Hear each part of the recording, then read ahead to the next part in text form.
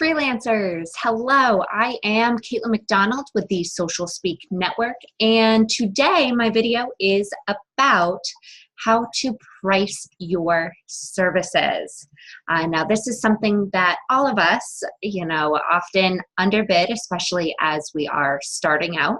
However, it is so important that you charge what you are worth, because without doing that, you are not going to find clients who are excited to charge you what you are worth. So how do you go about figuring out what to have as your pricing model? Now, I always recommend kind of starting and taking a look at a few different techniques in order to decide on a price. And the first technique is to look at what your competition is doing. Now, you are not your competition. You're going to have a different value proposition than the person next door. But this is a great starting point to see what other people, are throwing out there for numbers. If you're coming in at a $350 per hour mark, whereas everybody else within your industry seems to be about $100 an hour, you must have a pretty good reason why you're willing to, or why you can command such a higher price. I'm not saying that you can't. Again, it all comes down to your unique value proposition, which really comes at the intersection of your values, your expertise, and your passions. When all of those are in alignment, that's where you can really start shining and excelling and being charged what you're worth. So once you take a look at what your competition's doing, I recommend sitting down and doing a couple of calculations. The first calculation is thinking about how much you want to work in a year. That is part of it, but how much you want to make in a year. So let's say you want to make $150,000 in a year. From here, you can take out the amount of time that you plan to spend traveling or for weekends, long weekends, visiting family. Maybe you only want to work 20 hours per week, and figure out what that hourly rate would be. Of course, when you're saying, I'm only going to work 20 hours per week, you're not thinking about all the time it's going to take for prospecting, getting back to clients and doing follow-up and sending bids and things like that, meeting with referral partners. So you have to also think about that in your budget. So if you're saying, hey, I'm going to do client work that's billable 20 hours per week, you might have another 10 or 20 hours where you are prospecting, doing follow-up, meeting with those partners. So just think about all of this as you're going into your pricing. From here, you can really figure out, what that hourly rate would be. And then when you're actually putting together project proposals, and we typically end up doing, in our freelancing business, we moved quickly from doing hourly work to more retainer type work, where the client knew exactly what they'd be getting for marketing services from us each month. And these we base loosely off of our hourly rate. And then, of course, we put in, a buffer, and then also had additional money, if you will, for experience and working with us and everything based on that value proposition.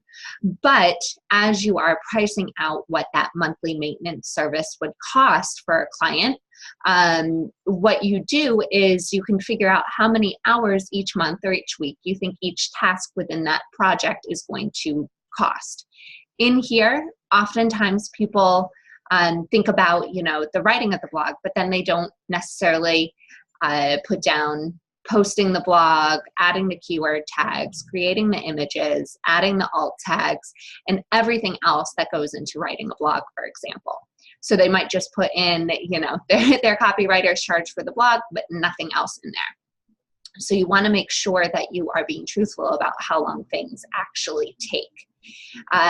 You also want to consider within this monthly management rate, you need to consider how much back and forth you're going to have with a client. Are you setting, time in the proposal for a monthly conference call, or a weekly conference call, or maybe it's just an email every other month? And each of these is going to determine, how much your project should cost for them, or your retainer should cost for them. Now, from here, you can also think about how much time you are saving for your client, or how much additional value you are providing for your client above and beyond what they would expect if they were doing it themselves. So you can think about how much money you save them for not having to hire a full-time person to do the work. Or you can think about, you know, okay, well, this sales email in this welcome series is going to bring in $10,000 potentially in 1 month. Maybe I should be charging a little bit more than $100 per email to set it up. So these are all different things to consider when you are setting your pricing for your clients. Again, the easiest place to start is looking at your competition, then figuring out what your ideal target hourly rate would be, and then from here, really thinking about the additional benefit or value to the client that you are able to provide above and beyond what they could do themselves. And so when you put all of this together, you can come out with a pricing model that feels good for you, works for you, and works for the client, because they will truly understand what your value is as well. So in the comments below, please let me know what your thoughts are and how you figure out your pricing. I'd love to hear some insights coming from those of you out there who are currently pricing your services. And please don't say that you are basing your bid off of what other people on Upwork are doing, because there you are competing with people who probably do not have that same value proposition as you. So I'm going to say right now, don't put those comments in there. But if you have a formula that you follow, or if you just kind of threw something at a dartboard and stuck with that pricing, love to hear your thoughts. Also, please subscribe to the Social Speak channel. We are always updating our videos, and we would love to keep you informed about what we are talking about. Lastly, if you haven't already, please join us over on Facebook, on our private Facebook group. This is designed just for freelancers to really learn from each other and gain more insight about what you can do to better your relationships with your clients and live the lifestyle of your dreams. So thank you so much. I'm Caitlin McDonald, and I will see you next time.